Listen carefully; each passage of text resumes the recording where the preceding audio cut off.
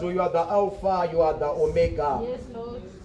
The God, the Most High, Jehovah El Elyon. Yes. The multi-breasted one, Jehovah El Shaddai. Yes. The God who is of a multiple form, Jehovah Elohim, we worship Him. We thank you, our provider, Jehovah Jireh. Yes. We thank you, our healer, our doctor, Jehovah Rapha. Yes. We thank you because you are God. Amen. The God, our righteousness, Jehovah Sabaoth. Yes. Jehovah who is there, Jehovah Shewangu Mwari Shama. Yes. The God who is full of peace, Jehovah Shalom. Yes. The God who shepherds us, Jehovah Ra. Yes. The God who is ever there, our banner, our Jehovah Nishi. Yes. We raise our hands as we worship you in your house. We give you all the praise, we give you all the glory. Yes. We acknowledge your presence, Maskati Ano. Munogara pakati pevana vavanhu. Muchifamba pakati pekati vevana vavanhu. Nokuti mune rudo. Tokutendai nekuti muri Mwari vanoti kudenga ndiko kune chigaro changu. Pasi pano ndo pane tsoka dzenyu. Vakakomborerwa havo baba vana Isaya. Baba mukufamba kwamambo Uzia. Vakaona baba Jehovah. Mupendero wehanzu yenyu Mwari uchinzvenzvera mutemberi. Baba, we pray that Maskati Ano munonzvenzvera in our situation. Munonzvenzvera in our situation. We pray nezita raJesu kuti asiya Mwari Jehovah murore ari pano. Asiya amwene vasiri kunzwa zvakanaka. Tinodeclare nekuda kweshoko renyu Mwari, which is able to save us, my God. Baba, save amwene ivavo nezita raJesu. Agodzoka murore achiti dai asiri Jesu akatitondera akatirangarira ndiani waizotiona. We thank you, Lord, because you are God. Tokwererai zvamakaitira mbuya wapita kuti pamakasvika Jesu pakava nehealing. Tokororai kune muroora iyeyu. Tinotimidzira nekutsukutidzira mazwi iwawo nokuda kwezita raJesu. Ngaritembure shoko renyu makomo. Ngaridzadze makombo akacherwa newakaipa. Baba, ngarilevhure every path. May your word, Baba, come as a hammer. Ngariite semukaka kuvacheche. Ngariite senyama kune vakura. Ngariite sedombo, Baba, kune the masonry. Tokutendai nekuti you are our engineer. You made us in your image, that we will not perish in sin, but come to the saving knowledge of your Son, who is our dear Lord and Savior, Jesus Christ, we pray. Amen. Hallelujah. We want once again to welcome our worldwide viewers all over the world. Thank you so much for joining us. It's our second service of our last Sunday in praying and fasting and praying as a group, as a church, as an assembly. We want to thank the Lord because the Lord is doing great things. Tirakutenda kunyange vakati joina all over the world. We have got about 8 countries vakati joina dzine vanhu vatendi vamakakoka imimi nevazhinji vasi pano kuti vauye tinamate tose zita raJehovha. Haleluya. Zita raJehovha inhare yakasvimba. Vakarurama vanomhanyiramo, vanovana rudzikiniro rwavo muzita raJesu. Haleluya. So I want to welcome all the visitors, vasimuka nevasina. I want to welcome you once again. Vasati vati joina, but people who are coming consistently. Kunyange musati mafuma full time members. Tinoninipiswa ne commitment yenyu. Vana baba tapiwa nyamba once again. It's one of the persons. Tinoninipiswa. My sister over there, vanogara na mukunda kumanika bridge one of our assemblies. Thank you so much for coming. And I think all of you mauya mari vapitire zvakanaka. Praise team. Thank you so much, my elders. Mari vave nemi. In our part 4, your topic yedu, walking in godly knowledge, understanding, and wisdom. For my first timers, next time akuya munotsvaga account book renyu mokavha monyora zita renyu monyora assembly yamunopinda moisa date mouya naro nekuti we are being taught by the Holy Spirit taingoita Jesu the master rabbi or the master rabbun. Kana mine matablets anonyoreka or malaptops moya nawo. We want these things written down to the glory of God. Hallelujah. Timbofarire chimandira chedu changa chiri kutambira Jehovah. What a wonder kugongomo. Hallelujah. What a wonder. Ndakati kutaura first service ndikati COVID ndikuona kuti hapana chayakadzidzisa makristu because the first service tamoti vanosumudzai maoko mwangu akatoisawo pasi zviri kureva kuti munhu atomba acknowledge kuti time to worship God is limited. It's very very limited. Hallelujah. I want to acknowledge my brother tokugamuchirai mauya mukataura zita renyu nekwamabva makapfeka top yegreen vanonzwa shona. Okay, simukai mutitaurire zita renyu kwamabva and stuff. Adamani Dombo. Okay, munogara kupi? Munogara paMax. Wonderful. Mauya nani? Mauya Mega. Tigamuchire mukoma Dombo muzita raJesu Kristu. Hallelujah. Thank you so much. God bless you. Mari vakitire zvakanaka tinotenda ndandatya kuti pamwe vazvishona with Tripa City Center Assembly you can get anyone coming. So we want to read the word of God, Ephesians chapter 1. Ephesians chapter 1. Ephesians chapter 1. Chatanga kuerenga neshona, our vernacular language. Tifambe tese mwari vari mubatsiri. Ephesians chapter 1 verse 15. Shoko ra Mwari rinoti, saka neniwo ndi Paul, Apostle Paul, the great apostle. Saka neniwo ndakati ndanzwa kutenda muna Ishe Jesu kuri pakati penyu kuwaEfeso ikoko nerudo kuvatsvene vose kudanana kwamaita. Handiregi kunamata pamusoro penyu ndichikurangarirai paminyengetero yangu paIshe wedu Jesu Kristu Baba vokubwinya kukuru akupei mweya weuchenjeri nowokuzarurirwa pakumuziva movhenekerwa meso emoyo movhenekerwa meso emoyo movhenekerwa meso emoyo kuti muzive kuti kudana kwake kune tariro yei nepfuma yokubwinya kwenhaka yake pakati pavatsvene. Tomhanya vaKorosi tongotamba one book waFilipi toenda paKorosi chapter 1 verse 9. Colossians chapter 1 verse 9. Subtopic iri penoti Paulo anonyengetera. Saka nesuwo kubvira pamazuva ratakanzwa hatiregi kukunyengetererai nokukukumbirirai kuti muzadziswe nokuziva kwazvo kuda kwake pakuchenjera nokunzwisa kwose kwomweya. That is our dear mother language, Shona. Ephesians, in our international language, the Queen's language, Ephesians chapter 1 verse 15 to 18. The subtopic there says prayer for knowledge and power. I want to teach someone today that knowledge, understanding and power is prayed for. Yes. Kuvanasi, knowledge, understanding and wisdom, it's a prayer point. It's not something chatinongoregedza techingoti kana topic yapera tovhara tozoiona zvepatadzidzisiwa. It is a daily prayer point. Manzwa mushona rurimi rwamai Paulo achitsanangura zvakanaka kumakereke maviri at one time, and zvese ari kuzvitsanangura musalutation muintroduction yake. Ari kuti ndinofara ndakanzwa makatenda kuna Jesu, ndinofara munodanana, ndinofara nekuti Mwari vanondisimbisa pakukunamatirai, especially praying for you that you come to knowledge, to understanding, to wisdom. Iyo baterekei rinya kuzosevawo vanhu vamwe ari vane maassembly neavo vanoparidza. A believer needs to pray for knowledge, understanding and wisdom. Yes. Haiti osmosis ba Zvatinenge zvaizva kuti ndikaita madzikirira ndofunga kuti ndikatsikirira bhaibheri ndinorara zvakanaka. Hapana diffusion inoitika baba, hapana exchange of liquids and chemicals inoitika. Munorangarira zvatiri zvinoizvi tiri vanhu.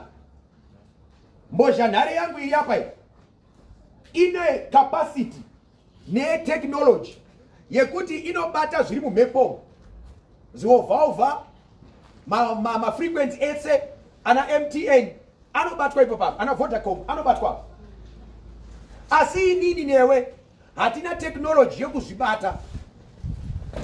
Chandinozwa ndo chinotaurwa nemunhu. So bhaibheri harina imwe technology yekurinzwisisa kunze kwekuriverenga nekunamata. Ndaitaura ndikati zvinotangira pakutotenga bhaibheri, ndo panotangira nhau yacho. So Paul ari kuta emphasize that seriousness, this item, knowledge, understanding, and wisdom. And whereof I also, Paul, after I heard of your faith in the Lord and love amongst all saints, I cease not. Now to muone ma strong words anonyorwa nemurumoyo. I cease not, I don't stop. Paul Toskarek repeated chinzwai. To give thanks for you, beautiful. To make mention of you in my prayers, beautiful. Then number 3, that the God of our Lord Jesus Christ, the Father of glory, may give unto you. Ya prayer point number 3. Prayer point number 2 ndio yatinodai. Mwari varopafadza ine mota, mwari vape ima stand, mwari vape ima suit, mwari ngavatenge mamask 55. Pa number 2. But pa number 3 apa atipaendi.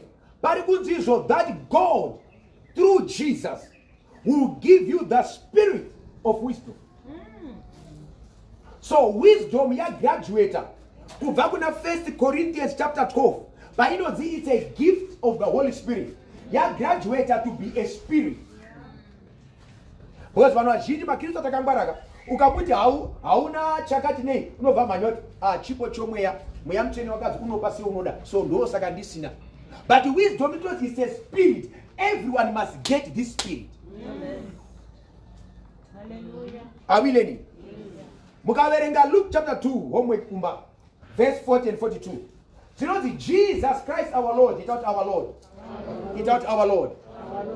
And he grew in stature, which is biological. 65 years, 55 years, 42 years. Kukura mumu, biological. And he grew in favor with God and in men. Favor no eternal. But number 3 thing, chakatawa, number 2 papa. You know he grew in wisdom. So kereke ya mari atitombarina kumhanya gori rinei. Ma Kristo iwewe neni, let us grow in wisdom. Yes. I was telling first service that even pastors ourselves, we might find that we are not growing. Pastor Omakona 2015, dear Pastor 2020, dear Pastor 2022, dear Pastor 2027. Chane takutoitira hasha vanhu panoita grow in wisdom.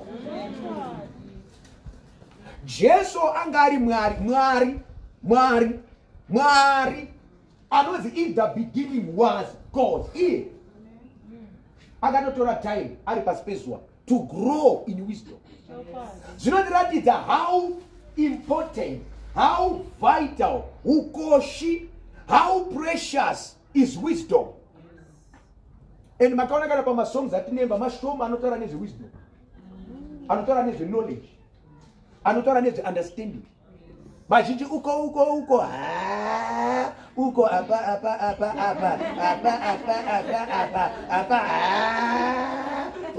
dzika mwana dzika kudi. Let's have wisdom, let's have knowledge, let's have understanding. Shout yes. Yes.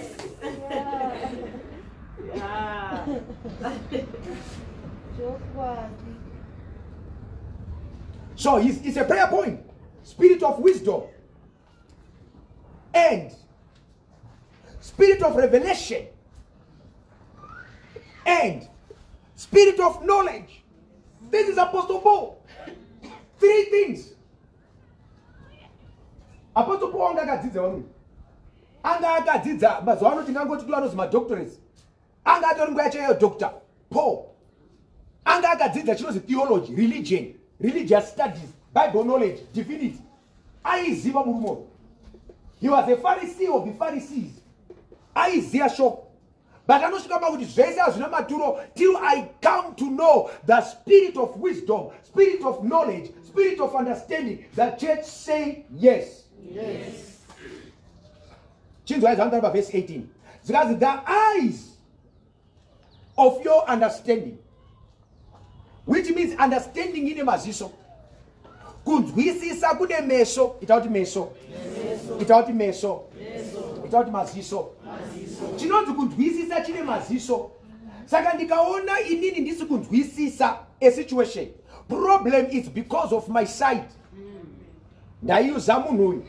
Ndikatokatora a blind person, someone ari physically impaired pamaziso ake.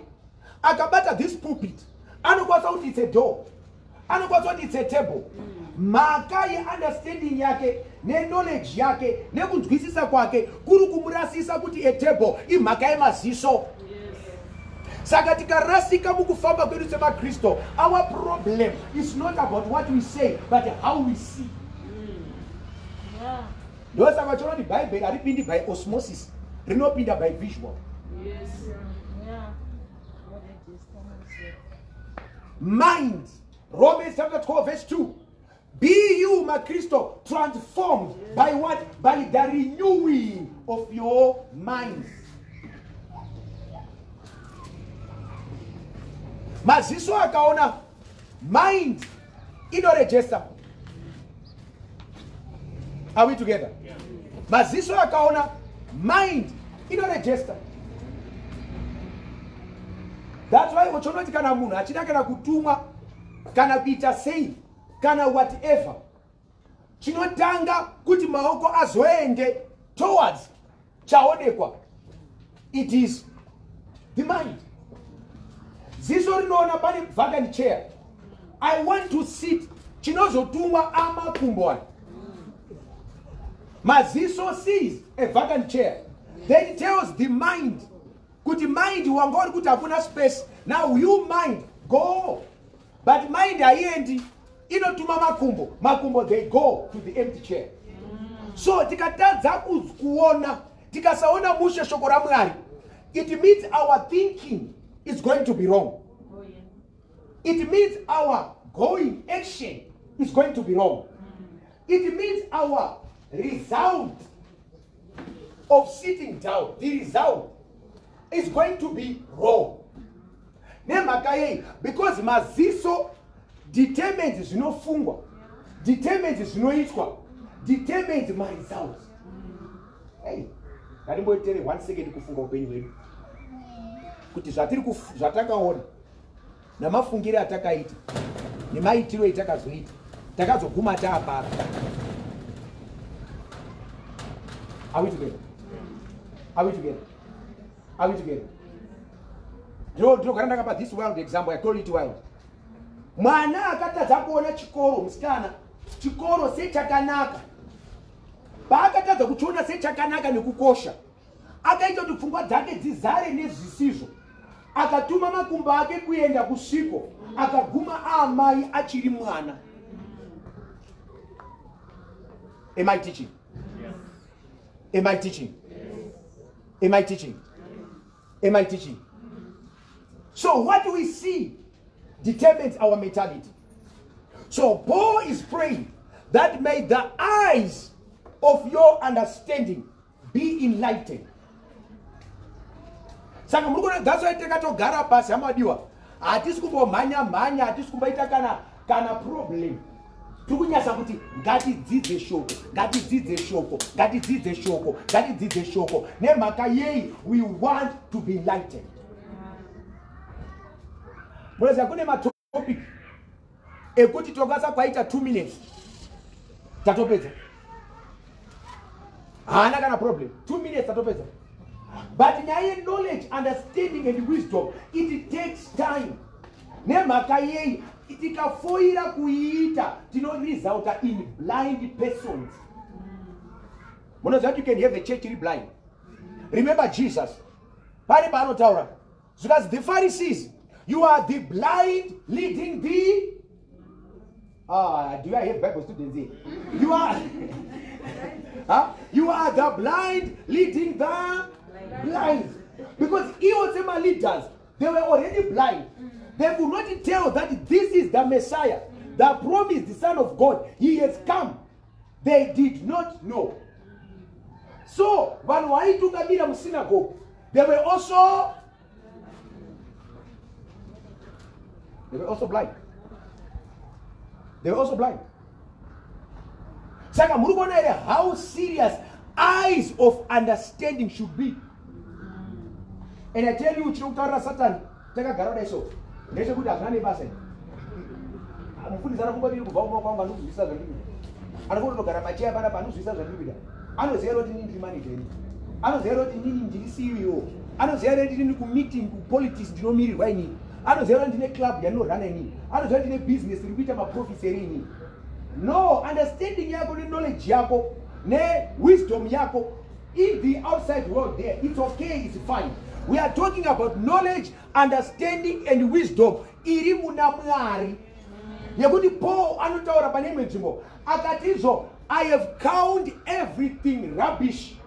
It is like dung inonga ndowe for the sake of getting this Jesus. But I press on towards the mark of knowledge, the mark of understanding, the mark of wisdom, of that I can do all things through this Jesus who strengthens me. But much of that, I don't boast of myself, but I boast daily in Jesus. Are we learning something? Are we learning something? So now, this is what Paul says. He is praying every day. Praying every day. Now, why are we talking about this? Why are we talking about this?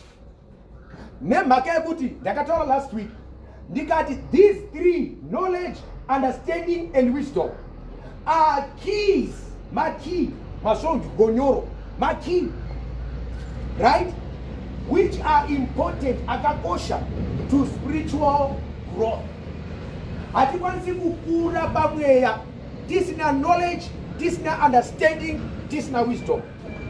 Ndaitaura musensi yapfuura ndikati, do you know kuti so many Christians including pastors tinotsvaga mabook akanzi how to grow in Christ.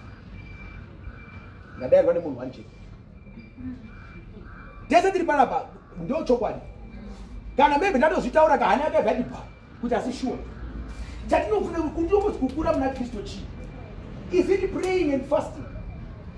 Is it reading the way? Is it attending my services? Is it going to my conferences? Is it going to my seminars? Is it going to my conventions? What is growing in God? I want to tell you one thing. Do you know with so many authors, without authors, they made millions and billions of writing books? Church is quiet now. Church is quiet now.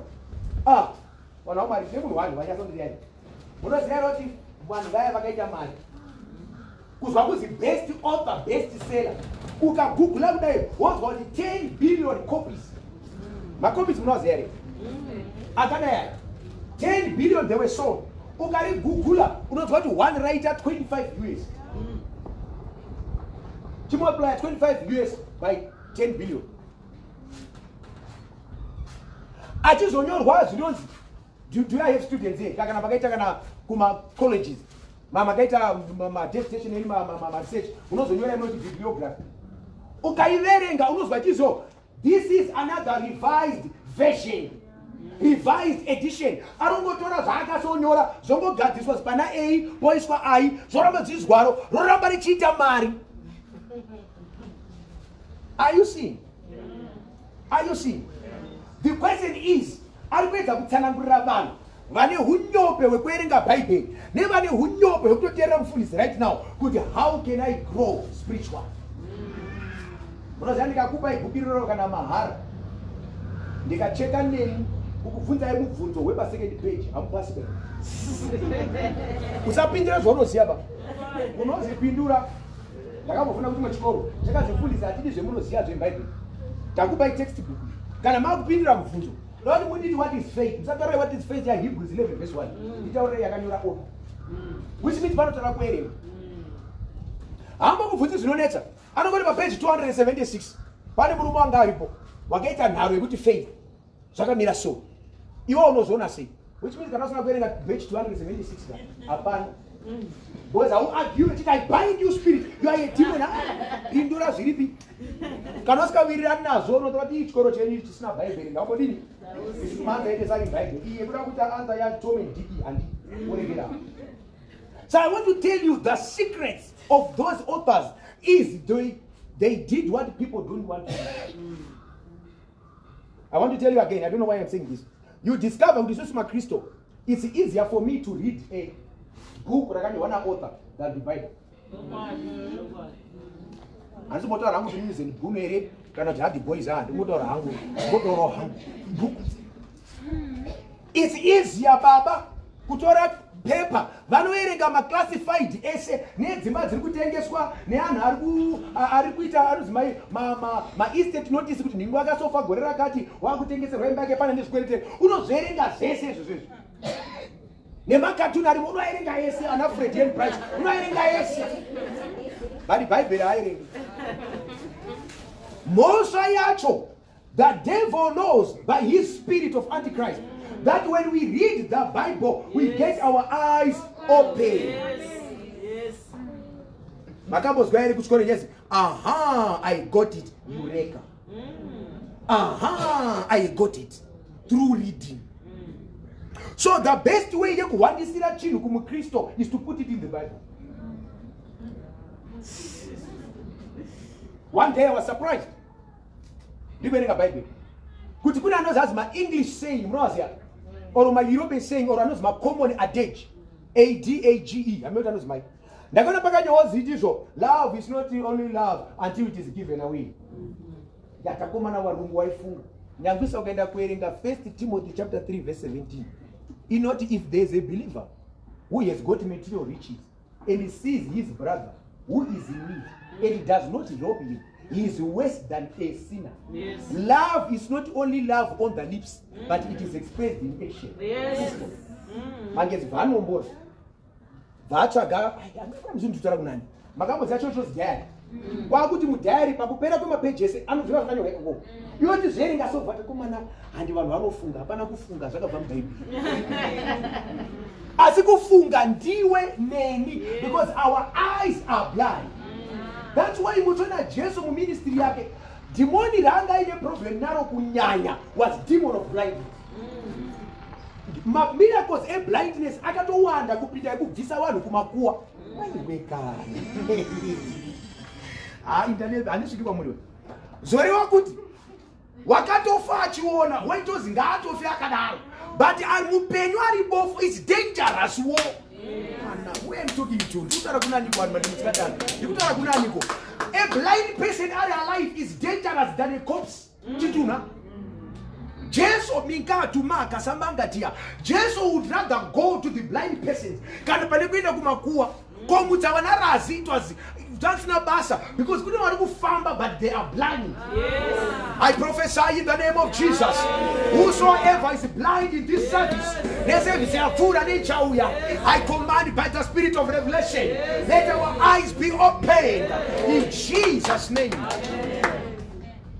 Jesus, I got trouble. There is a way my miracles, Majinji. Papacha Firamati, Papacha dog is a damu, Pampacho Batromio. I need can even very blind. Yes. Even if I don't tell a commission like a godly purpose, I know that the spirit of the Lord is upon me to preach the good news and to let the blind see. Unfolding the mysteries of Christ. Paul not I was given grace to make people see. Change iri kutoda nyasha kuti vanhu vaone. Munoziva chinozi religion chinopedzwa kana chechi yaona. Kuti zvani zviko. Zokubata kenduru handizvo baizvo. Kenduru aisomirira Jesu kare, Jesu akauya handizvo. Zvinotora maziso akavhurwa. Ndosaka Jesu panenge vachiti they see but they don't see. They have eyes but they don't see. They have ears but they don't hear. So it was a parable. I don't know. It's not these open eyes, but the eyes of the heart. Yes. Gehazi anozvina Elisha. Waona hondo ukazi batakomana vari kwatiri vari kuti bvisa wakawanda. Elisha knows, oh God, open. Muda ku open happy mwari. Because ari kuona kachi. But there were eyes of the heart. Yes. Saka you can be here, I can be here. Seeing with the physical gogoro, seeing with the physical eyes, but the eyes of the heart are blind. Yes. And no one very dangerous in church. Hey, the God is speaking to me. Anzi, ukoda kona vanhu if vanoita carry the wrong doctrine. Yekuti wakanafundisa karo wamanza wakafanda kuenda kudenga. Zvinobva mukuona. It's more than manza, it goes through manza to Jesus. Mark, ukonochigumira pandirika, you are blind. See Jesus. Ukonochizwa inini, you are deaf. Hear Jesus. Matoko rabasata. Hande sobeka tumbezeta. Ukonochibana patwanini, you are still crippled. See Jesus. Mando riba sombe pepe wamenda. When people line up a prayer line, don't see the prophet, don't see bishop, see Jesus. Bata ruoko rwangu ufambe neniwo, ona vhura meso angu ndione zvomweya yenzeve dzangu dzikokunzwa. Baba mundiratidze ona nzira dzenyu. Jesu ndatiwo bata ruoko rwangu ufambe neni. Jesu imimi vhura zhewe dzangu dzigonzwa zvomweya ona imi Jesu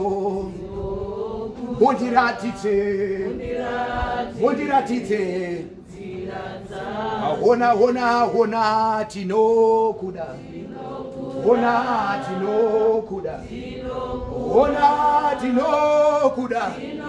ona mweya mutsvene tinokuda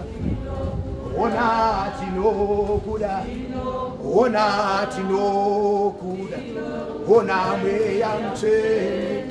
This should be our song. Amen. Time is jealous. Yes. I haven't gone where I went with the first service because I think God wanted to speak to somebody. That must be our song. My songs mechenga musaimbe mechiti bata iruoko chinja ata ruoko rwangu ufambe neni. Vhura meso angu ndione zvomweya idzi zhewe idzi zewe dzangu idzi. Jesu ngadzikunzwe mundiratidze kubva nhasi nzira dzenyu. Kwete nzira yedenomination, kwete nzira yegroup, kwete nzira yesel, nzira dzenyu. Mabhisari 25 verse 4. Verse 4. Oh Lord, teach me your ways. I am blind. Yes.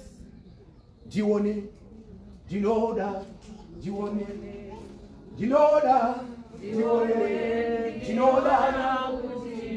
Wofo, I feel the anointing in the place. Bane bofo ere mambana nanu. Renoti Jesus, I want to see. Nakafamba nemurume, but this time I want to see. Nakafamba newana wangu, but this time I want to see my culture. Kurenda sopa Maria wemanda ipianto joy makata. I want to walk, I want to see. Hey! I want to see the kind of business my very well, but this time open my eyes. I want to see. I want to see. I want to see. I want to see. Mwana pana munhu right now mika to be implications to sebrika tasha. Kuri munhu akatogara nenzungu kumusha kudai. But ikeno siku kuti nzungu dzinokuiwa ukaita mari. Anongo complain mari yaita. Ndoda capital nayo. Go and ask him mama with the eyes opened. Mama give me nzungu. I will come with your money. Yes. Do you know that? Una kuona. I feel the anointing. We can go on and on.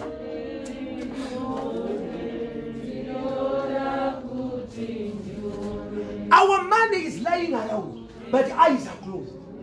Do you notice some people in church whom we ignore with eyes blinded? They are our next millionaires.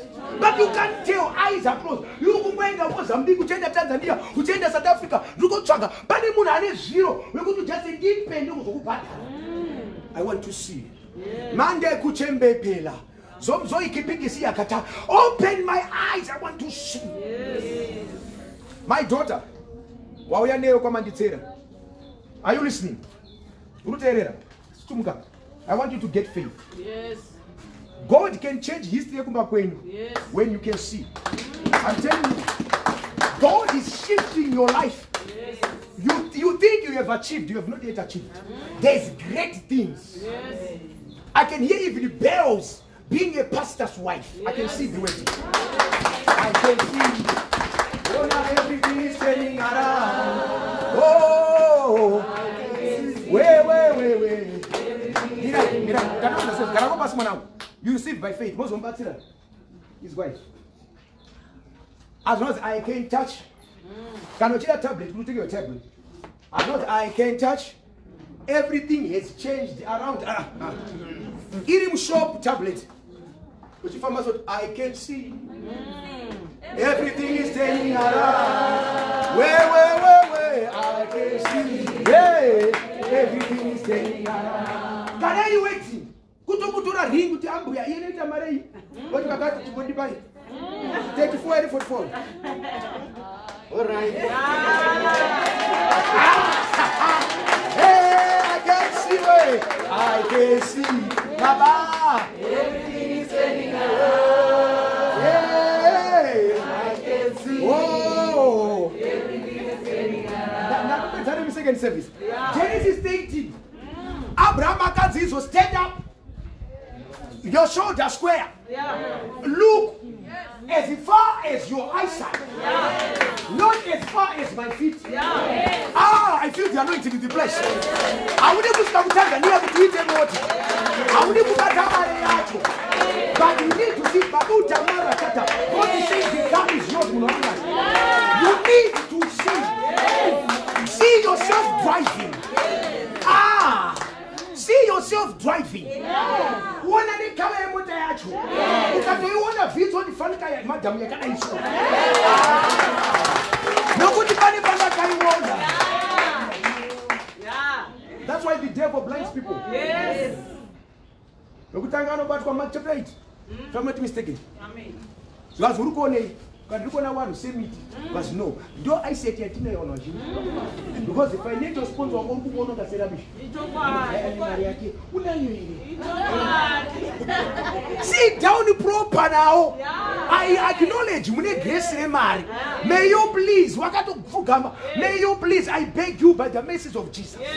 I'm your fellow brother. I want to run away. Please, may you help me. This is the order. They finance you, you supply. You have millions, you go. But because the eyes are going to go and upside down. Yeah. Tauri nemuni. Wabuda bajeshi kwenda. Auchika mzamu. Unozoshama wasika. Pamukwa institute. Kuti hori kuzienda kuona ari last signatory we check yako. Ndiye ono ignore mcheshi.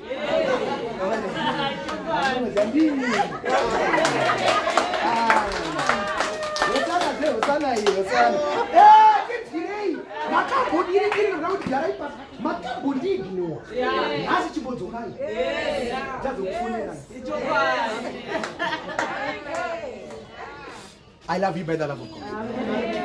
There's a spirit right now. And usually I can't stop. Because he's here to turn people's lives. You don't have to see. So to touch, you have to see. See your wedding. See yourself. Imagine I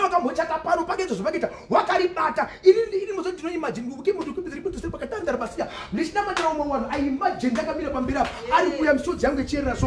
Nyasha Tataura Zero Shanduka. You don't your body peace good height. Murumate Riba, go in prayer. love you, but I feel the anointing. The anointing is all over this. May God bless you. May God bless you. Amen. I pray. Amen. What I want to do, are the people of the second service ready? What about now? Third service, may they just come. I just want to speak. I'm going to break protocol. Can just come. Let's see, can you just see? Marata. Maybe you can just go. Watch here, watch Garden. Oh,